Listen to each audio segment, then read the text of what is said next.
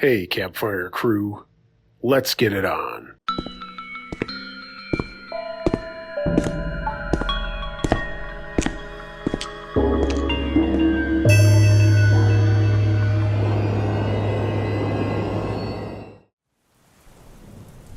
Random Guy Saved Me by Familiar Emphasis. I'm a 19-year-old freshman at uni who moved from a fairly small town to a big city. There was a guy I talked to over Tinder for around 2 weeks. He was cute and seemed nice, and we had a lot in common. He even studied at the same university. He was older, though. He already had a degree and was now doing post-grad. The first time we ever met, we went out to grab a coffee on a Monday. I had a great time, and when he asked me if I'd like to get drinks, drinking age here is 18, that Saturday, I happily said yes. We met up at a local bar and talked without a moment of awkwardness for 2 hours.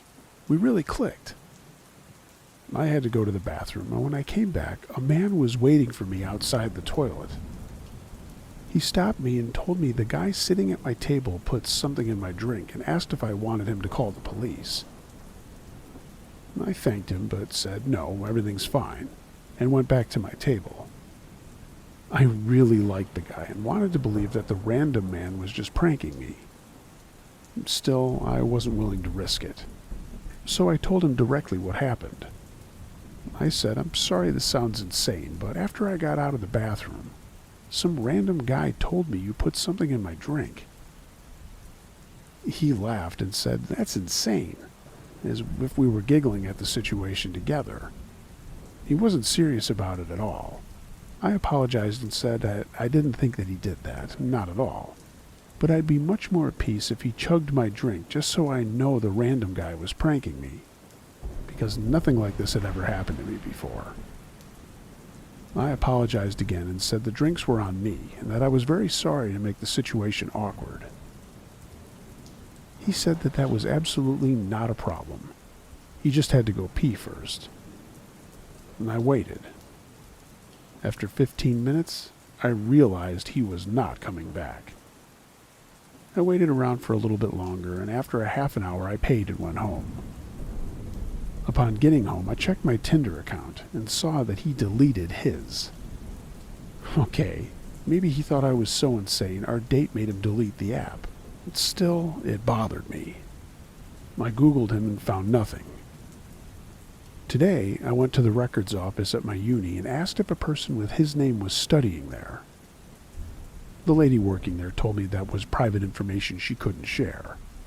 I then asked if a person with his name had ever obtained a degree from the university. She looked that up and told me that no one with his name had ever obtained a degree there. He had lied to me. He told me he did his undergraduate degree at my uni. He didn't. Or alternatively, he told me a fake name. I'm now sure that he had terrible intentions and did spike my drink. I was more than lucky that someone noticed. I have no idea what he would have done to me if I drank that, and I really don't want to know. I'm still a bit creeped out by the situation. I did delete Tinder, and I'm very glad I didn't give him my phone number or my address. Before our date, he did offer to pick me up, and I cleverly said no, but dumbly told him that the coffee place we had met up at was within walking distance of my apartment. So he does know the area I live in, as well as my first and last name and where I study. I don't think there's anything I can do about it, though. I seriously doubt he even gave me his real name. To the random Tinder guy who lied to me and probably tried to drug me, let's not meet. And to the kind man who made me aware of the situation, thank you very much.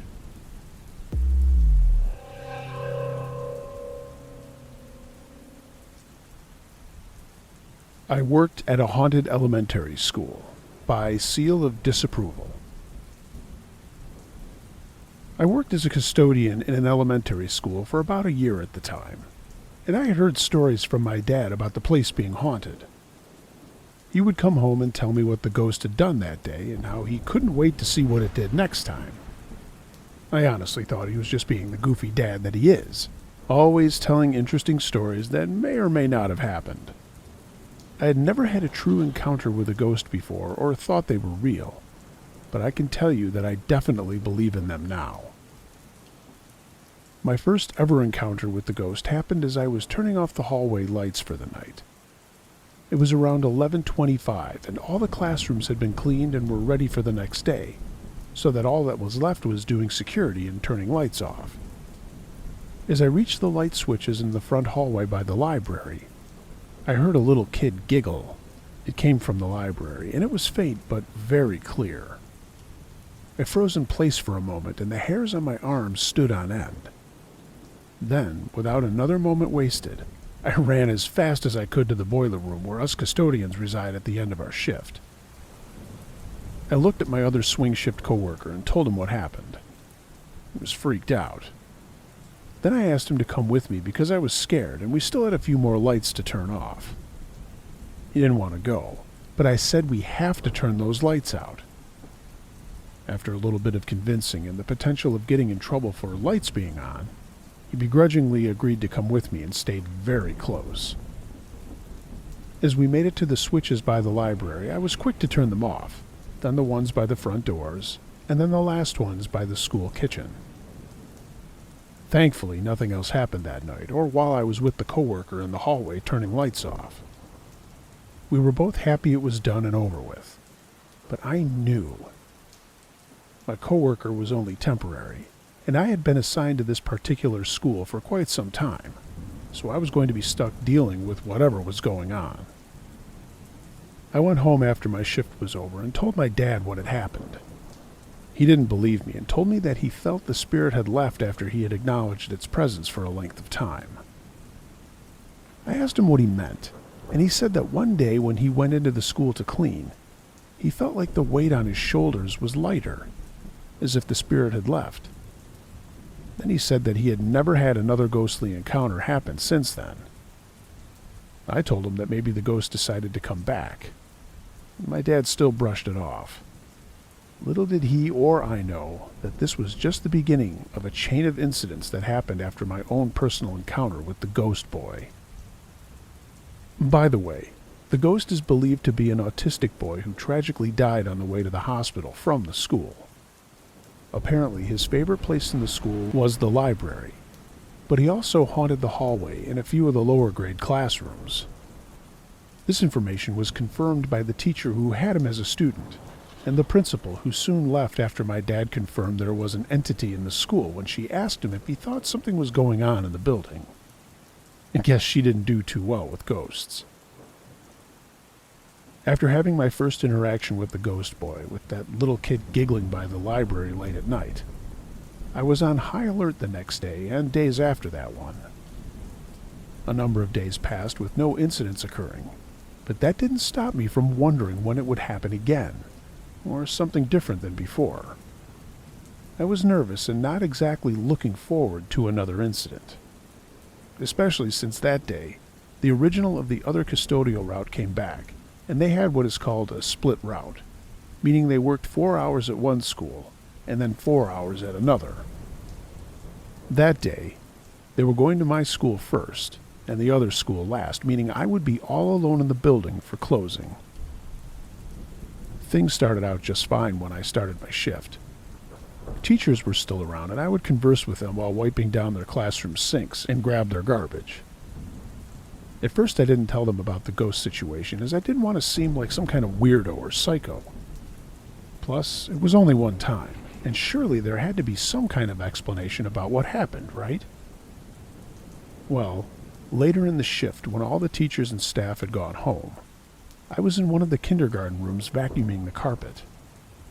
The kids' desks were arranged in small groups, and I casually went around them with the vacuum cleaner and used the wand to get in between the legs of the desks. As I straightened back up from reaching with the wand, I felt the sensation of fingertips on the top of my head. Not only that, but it felt like it was squeezing and releasing lightly. Whatever it was crunching the hairspray that I had spritzed on my hair to keep all my wild stray hairs in place as I wore my ponytail. I gasped and turned my vacuum cleaner off and ran for the large mirror in the classroom, thinking rationally that maybe there was something on my head. I don't know, like a spider or something. Something other than what it felt like. The fingertip sensation had stopped since running to the mirror. And realizing that, I turned around and faced the classroom and looked about. Was someone playing a prank on me? I called out, "Hello?" But no one answered. After waiting and listening for a few moments, I walked back over to my vacuum cleaner and went back to vacuuming. It was not long after starting the vacuum that I felt 5 fingertips once more sinking into my hair and begin crunching on my hairspray. That time I just shouted, "Knock it off!" and turned the vacuum off. As I stood there, the fingertips still persisted, but only for a second. Then it felt like they were slowly lifting from my head, until I felt nothing. I had to admit to myself that something was definitely going on, and in that moment I pretty much embraced the idea that there was indeed a playful little boy ghost messing with me. Probably thought it was funny and wanted to mess with the hairspray in my hair. So then I said out loud, "Please don't do that again. I really don't like it. It scares me." After that, the crunching of my hairspray stopped entirely, and the rest of my night was quiet and peaceful. That is, until the next time. One day, I started to tell some of my talkative teachers about my experiences with the ghost in the school. They seemed genuinely uneasy after telling them about it, but one teacher whom I spoke about it to told me that she had a student that was special needs that died on the way to the hospital. The name of the child matched what I had been told as well, confirming the ghost's identity. She also told me that he was playful and a bit of a prankster, and it made me smile when she said that because the things he did were on par with a little boy being that way. Then, the teacher also stated that he loved the library. Again, on par with what made sense to me and my personal interaction with the ghost kid so far. Unbeknownst to me, I had set my phone down while I talked to the teacher, and after our little talk, I walked out and had forgotten about it. However, as I moved to the next classroom to clean, I felt a sharp poking feeling in my back pant pocket, the pocket I keep my phone in. I ignored it, thinking I was just sore from a tough work week. But the pain continued and came in waves, like someone using their finger to poke hard against my right butt cheek. I could not take it anymore as it just continued, distracting me with uncomfortable pain. So when I left the classroom and made my way into the hallway, I reached my hand back and touched my back right pocket area. It was then that I realized my phone was missing. I gasped and backtracked my steps and recalled having taken out my phone when I spoke to the ghost boy's teacher. When I came back into her classroom, there was my phone waiting for me. The moment I put my phone back into my back pocket, the painful poking stopped. It was such a relief, and I wondered to myself if maybe the ghost boy was trying to tell me something, that I had forgotten my phone. I'd like to think that he did. After all, I've never felt that pain again.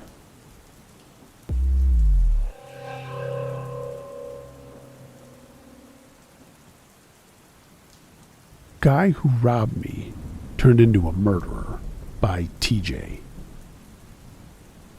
I was 16 and I had met this kid down the street from my house. He said he saw me around and that we should hang out, and I figured why not. So I gave him my number and told him to hit me up. The next week came around and I got a text from him asking if I wanted to play basketball, and of course I did. He asked if I smoked weed, and I did, and he asked me to bring some, which isn't out of the ordinary for teenagers. I brought a couple of friends along since we were going to play sports, and to be honest, I was really fucking stoned by the time I got there. It was a little out of our neighborhood, but it wasn't a bad hood, so I wasn't bothered. I was an idiot. It was a gang who ambushed us as soon as we got out of the car. They violently beat me and my 2 friends, and I got it the worst. There were 3 of them on each of us. They stabbed my best friend, not very bad, but they choked me unconscious, held a gun to my head, and pistol whipped me. They went into my pockets and got my cell phone and wallet, and I swear at one point I actually died because I literally shit myself when I went unconscious, and I was drenched in my own blood. My nose was broken, both eyes swelled shut later, and they had to wake me up because I drove a stick shift and nobody could drive my car. My attacker literally had to resuscitate me in order for me to leave. I stopped at a gas station because I had shit my pants and couldn't see with blood in my eyes. As soon as I went in, the clerk's jaw dropped. "Where's the bathroom?" I asked, and he pointed the way. I cleaned up the best I could, then drove home. I got home, called the cops, and showered. The cops obviously thought it was my fault for being an idiot. Nonetheless, an undercover cop showed up and knew exactly who had robbed me, because we lived on the same street 2 blocks apart. Turns out they had turned him informant and he reneged on the deal and robbed the buyers in the controlled buy. I told them how violent they were and swore that they were going to kill someone. I did a photo lineup, but they all looked the same to me, so no case. 2 months later, the cops knocked on the door. My mom was super pro-cop and told them that I was asleep in my room and then turned them loose on me. They woke me up and held up a photo and said, "Who's this?"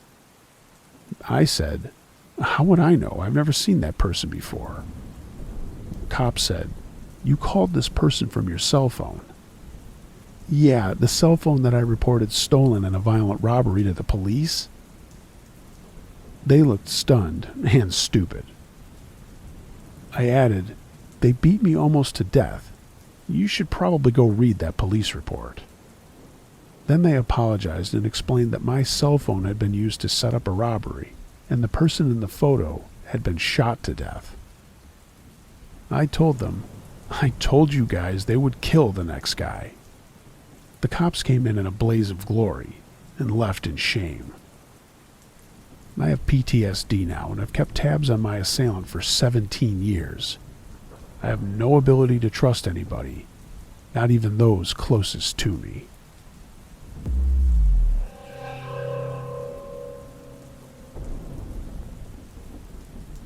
Man Living in My Basement by Dementia Donnells. You hear stories about people unknowingly squatting in other people's homes, but never think it would actually happen to you. Well, it happened to me. About 10 years ago, I, a 31-year-old female, was living alone in a 2-family house on the 2nd floor with my then toddler. For the story to make sense, I need to try and explain the layout and the backstory. My brother's close friend at the time lived on the 1st floor and is the one who referred me to the landlord. We had private front entrances, but a shared back entrance with a staircase that ran from the basement all the way to the 2nd floor. I would frequently leave my back door unlocked because I had a habit of locking my keys in the house, and my downstairs neighbor could let me in the back door. The downstairs neighbor had a friend who was kind of down and out. He had a history of substance abuse but was supposedly clean at the time. He was a relatively nice guy, and my neighbor had been letting him stay on his couch for a while. The neighbor had a 4-year-old daughter, and having someone constantly sleeping on the couch without any plans of finding a permanent living situation was becoming disruptive to their everyday lives. So my neighbor told him he needed to go.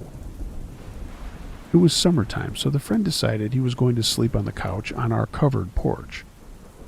We told him it wasn't acceptable, and when we asked him to leave, we meant the property in general. It had also become abundantly clear that he was using again, and his behavior had become somewhat erratic. He was also making a lot of unsolicited advances on me, which had become increasingly uncomfortable. He wasn't happy, but it wasn't our problem. He stopped coming around, and we no longer saw him around town. Fast forward a month or two, and I noticed things going missing. Jewelry, small amounts of money left around the house, lighters, inconsequential items I had written off as lost. This house was old with paper-thin walls. The back door in question was right next to the bathroom along one side of the shower, and it also made a very distinct noise when opened. One day my car was at the mechanic's, so it probably appeared that I wasn't home. I was showering and I swore I heard the back door open. I froze, practically stopping breathing, but after a few minutes, when nobody murdered me American Psycho style, I wrote it off again. I'm a notorious wimp, and had a history since childhood of thinking every strange noise was a potential murderer. This was a long time ago, so I don't remember the exact length of time, possibly a few weeks. The basement was really big and shared, and the landlord also stored stuff down there. It was very packed with some very dark corners, and we rarely went down there. The landlord came by one day and went down to the basement, and he heard a strange noise. So he grabbed a baseball bat and found this man in our basement. The man pushed the landlord down, ran out of the house, and then down the street.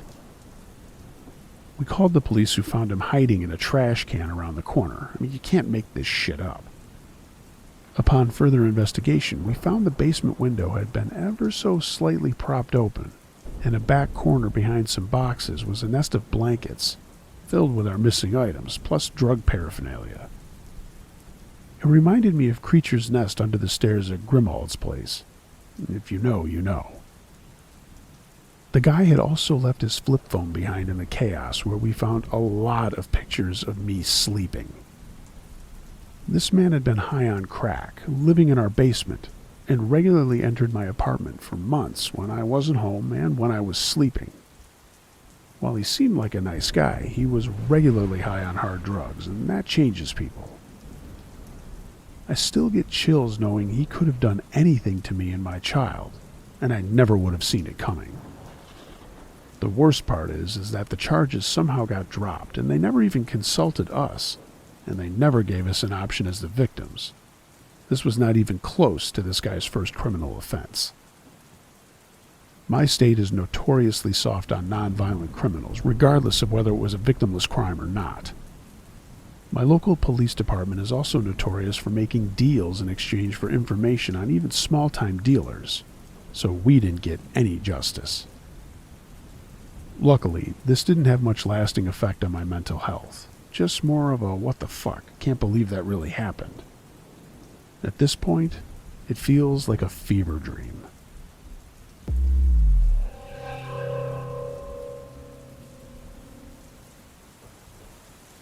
Hiking with a Guy Who Showed Me a Dead Body by Michelle Rose. This started when I was at my childhood friend's apartment for what was supposed to be a fun little movie night. We hadn't hung out in a while, and we were catching up. Her place was cozy, a little disorganized, and full of girly decor. We were in our comfiest sweatpants about to watch princess movies. Now, her apartment isn't the most tidy. Things are a bit scattered around, but it's clean and so authentic, which always made me feel at home. We decided on ordering pizza for dinner. She mentioned that Sherwood, someone I hadn't met yet, would bring the pizza over. At first, I was not happy to hear that. I thought that she meant she had invited other friends, a boy, over to join us, which wasn't what I had in mind. But I was in for a surprise. Sherwood turned out to just be our delivery guy for the night. He wasn't joining us. When he got to the apartment, there was this awkward air about him. He was obviously nervous, fumbling a bit with the pizza boxes, and not quite making eye contact. My friend introduced us quickly, and it was clear from her overly thankful demeanor that Sherwood did a lot more for her than just fetch dinner. After handing us the pizza, there was this brief moment of forced small talk. My friend was super nice to him despite his awkwardness, and he wasn't the best conversationalist and seemed really out of place. Then, Sherwood asked for my number. I was in a tough spot because our mutual friend was sitting right there, so I just gave it to him. Yeah, we chatted for maybe 5 minutes before my friend gave him a cue to leave with something like, "Thanks so much for dropping this off." He seemed to get the hint. We both gave him a hug before my friend said something like, "Drive safe," giving him another kind of cue to leave. When I asked my friend what that was all about, she basically explained that Sherwood was her unpaid personal assistant. He did her grocery shopping, he dropped off pizza, and did all this other stuff. I think Sherwood was just a really lonely guy desperate for interaction, especially female interaction. My friend and I were both young and immature back then. We were about 23. But I think we both knew something was seriously wrong with Sherwood. It was a little hard to articulate because we couldn't point out exactly what his problem was. Sherwood started a group chat with my friend and me. He just sent a meme or two every week, and it felt like he was trying to stay relevant without being intrusive. Maybe he was used to being sidelined or even blocked by other girls in the past. It felt like he was trying to make me remember him, but also carefully trying not to give me a reason to block him, too. I can't speak on his behalf, that's just what it felt like. Sherwood also offered help with errands. The first time I said, "Thanks for asking, but no." He asked every weekend after that. And one day, I made the mistake of accepting his help. I knew better. I had recently found a great deal for a new washing machine on Craigslist, but I had no idea how to pick it up and install it. When I mentioned it in the chat, Sherwood excitedly volunteered to take care of the whole thing. He handled the whole pickup and installation like a total champ, which saved me so much hassle. I tried to pay him for his efforts because I wanted to show appreciation, but he wouldn't accept any money. I insisted. Eventually, he suggested that I could repay him by joining him for a hike. Like what? I was uneasy about it. It felt a bit too personal and almost like it could be mistaken for a date. But Sherwood framed it as nothing more than a friendly outing, like a transaction to balance out the favor. I agreed to the hike. I rationalized it by telling myself it was fair trade for installing the washing machine and that it was genuinely a form of payment, especially since I didn't think he had too many friends. This hike felt like maybe a way for him to have some companionship. I thought it might be nice helping him. Part of me was still uneasy about spending time with him in such an isolated setting. The day of the hike, Sherwood picked this trail that was nearby. I'd been there before. It's gorgeous. As we walked along together, he chatted about ordinary things like work, the weather, and his hobbies. Everything seemed normal until he suggested we go off the main path to see something special he wanted to share. Like, what could that even mean? We reached the secluded spot, and there, oh my gosh, was a dead body. My heart pounded so violently as Sherwood stood there, so eerily calm and nonchalant. The casualness in his demeanor made me feel even more uneasy. It felt like he wasn't just showing me a dead body, but also revealing this darker side of himself. The body smelled bad, but not like in the movies. I don't know how long it had been there. I'm not a biologist. But my guess is that it had smelled a lot worse before, but now that had gone down. At that moment, I mumbled some excuse about needing to get back quickly and started walking briskly towards the main path. I was urging Sherwood to follow me. I thought maybe this was some twisted mind game, like a way to intimidate me or show me that he wasn't just some harmless little boy. Maybe he was trying to send a message that said, "You should know I'm familiar with things like this." And oh, there's another possibility. Maybe he just wanted me to think about him more. Sometimes when I talk to people, I feel like they only notice me for the first time that we're together, and then they won't think of me again until the next time we meet. It's possible Sherwood felt that way with me, and maybe he thought showing me a dead body would make him less forgettable. I have no idea. But on the surface, he seemed oblivious to how inappropriate this was. As we walked back together, I was in full fight-or-flight mode, instinctively looking around to see if there were other hikers or rangers, anyone who could make me feel like I wasn't alone. The moment I spotted someone else on the trail, I called out. Not to expose Sherwood, but just asking for directions back to the parking area. I wanted to make sure Sherwood and I wouldn't be left alone together. I asked this gentleman to walk us back to the parking lot, and I wasn't going to take no for an answer. I kept pretending like I was confused about his directions, and eventually he agreed to just walk us there. Getting help from that guy was my way of re-anchoring myself to safety and normality, while I was still under the shock of what Sherwood had shown me. We got to the parking area. There, I called my friend and told her I was with Sherwood. I suggested he could drop me off with her and that we'd be there in 20 minutes, and Sherwood agreed. That was my way of making sure that if anything happened, it was on the record that Sherwood was the last person to have been with me. I also immediately texted my friend what had happened to get that on record too. When I got to her apartment, we said thanks to Sherwood and kindly told him to go away.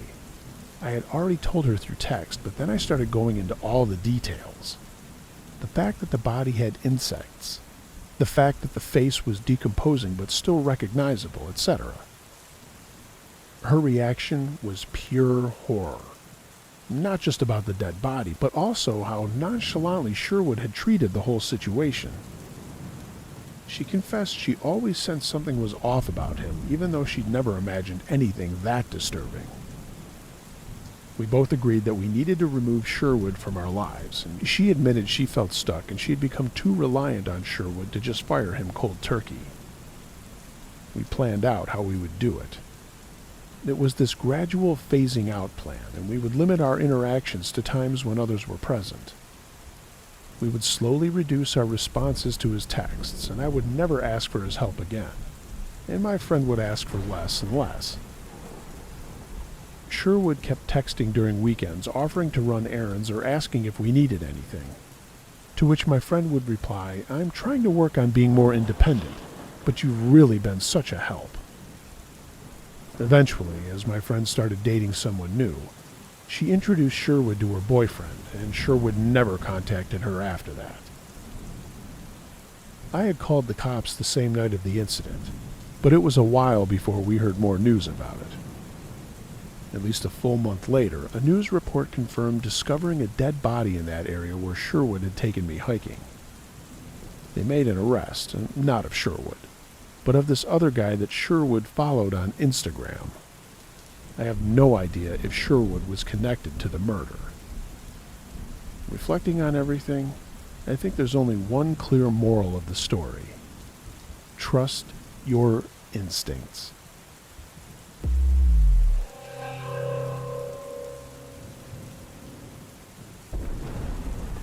Friend's Ex Shot My Mom by Duffelpud.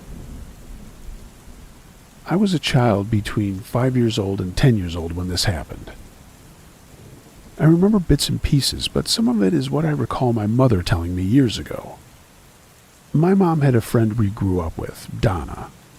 Donna and her daughter came over to hang out with my sister and I numerous times, having sleepovers and the like. One time, Donna was fighting with her boyfriend and I guess had fled to our house during the breakup, or maybe she was already over when her ex freaked out. Either way, I remember being hurried into my sister's room by Donna, along with my sister and Donna's daughter. Donna flipped my sister's full-size bed on its side and had us lay down against the wall with the mattress and box frame leaning against the wall above us.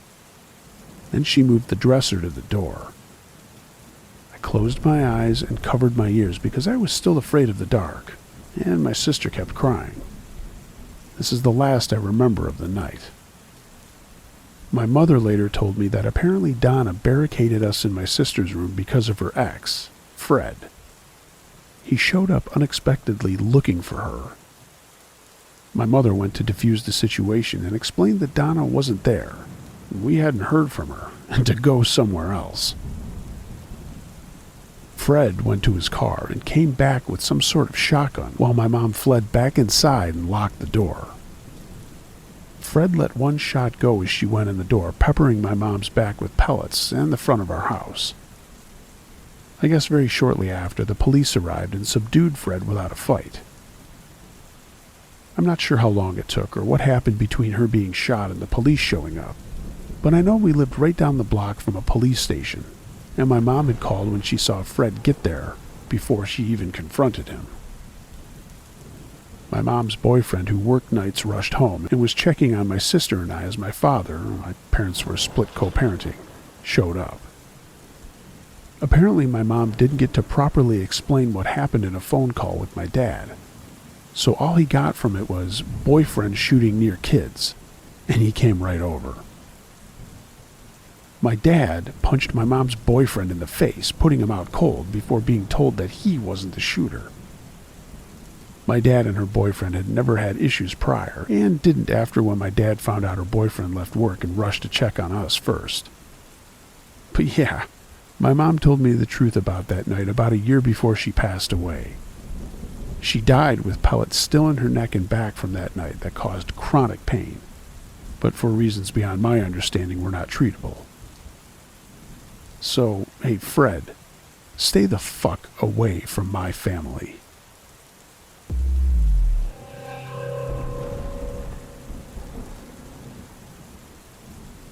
Customer Pulled an Axe Out by Squall Leonhardt.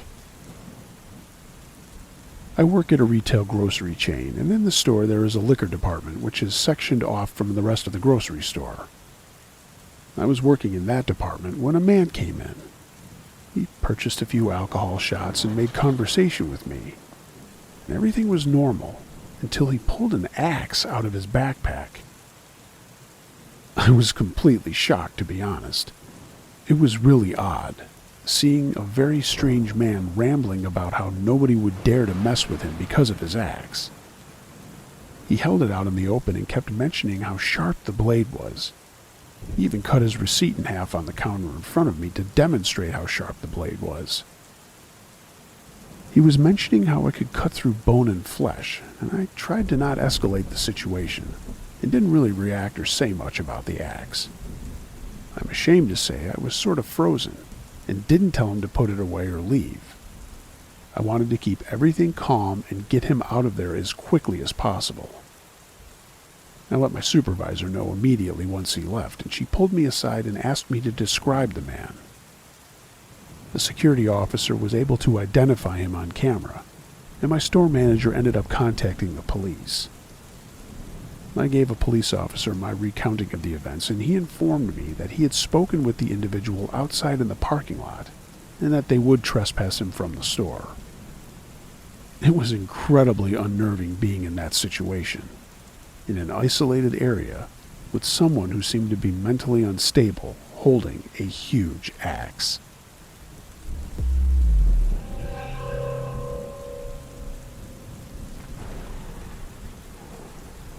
My Lost Spirit, submitted by Sharon O. So, this story takes place during a dark time in my life. I was in my early 20s and I had just gotten out of a very toxic relationship, and had spent a few years just being drunk constantly. I began using drugs, and that quickly went from one drug to abusing multiple drugs. I had pretty much given up hope on life in general and was just trying to drink my way out, and my senseless behavior didn't help the matter. Sorry for that ramble, but it is important to the story. I'm Native American, and I've always been big on spirituality, even growing up.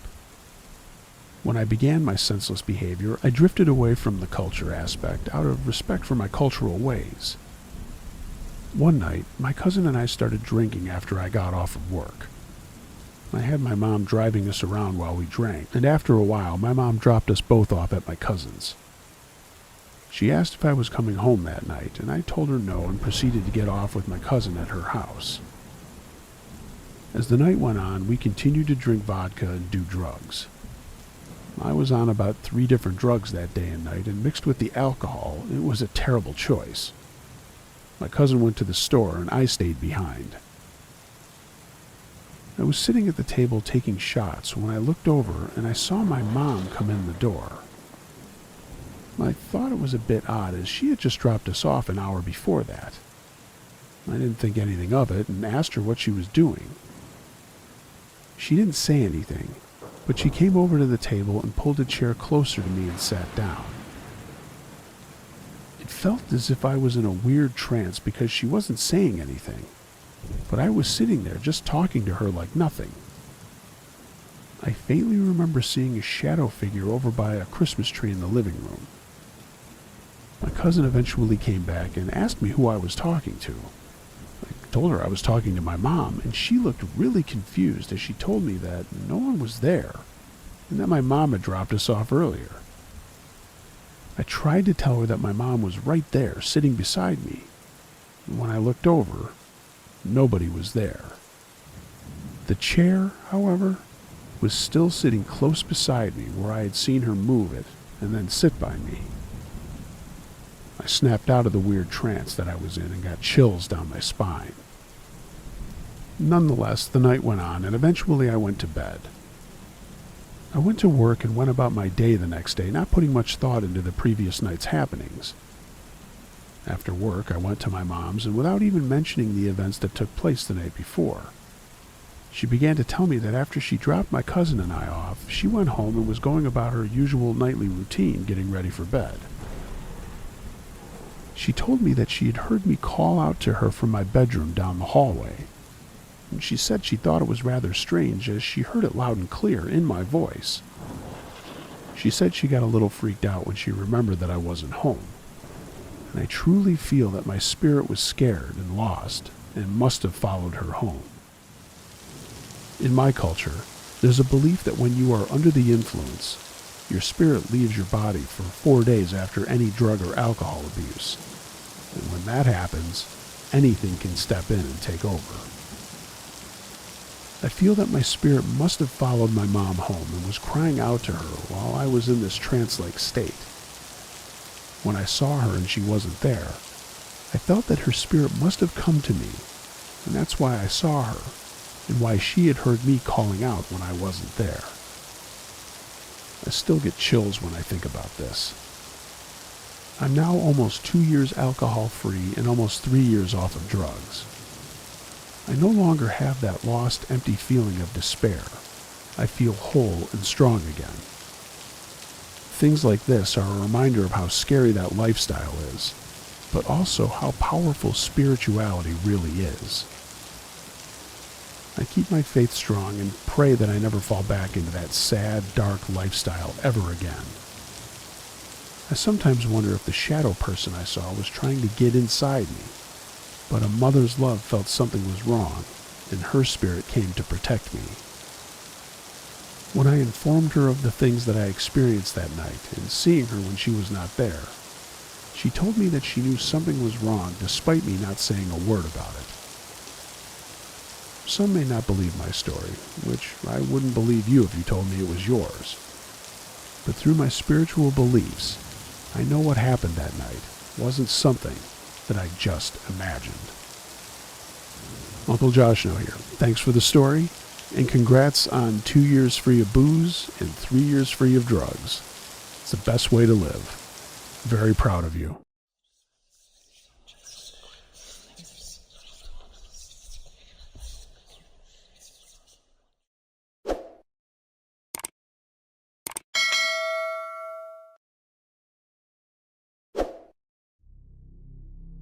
Hey gang, thanks for listening to this episode of Uncle Josh's True Scary Stories. If you have a true scary story of any nature that you'd like to hear narrated on this channel or the podcast, email it to unclejosh.truescarystories@gmail.com. I read them all. If you would be so kind, please give this video a thumbs up, subscribe to the channel, and tell your friends about it. Please leave a comment and let me know what you thought of the stories, and I'll return your comment as soon as possible. If you'd like to take your support a step further, find a link to my Patreon page in the description, and of course consider purchasing some Uncle Josh and Campfire Crew merchandise. You'll be the smoothest looking cat on the block. A link to my TeePublic storefront is in the description.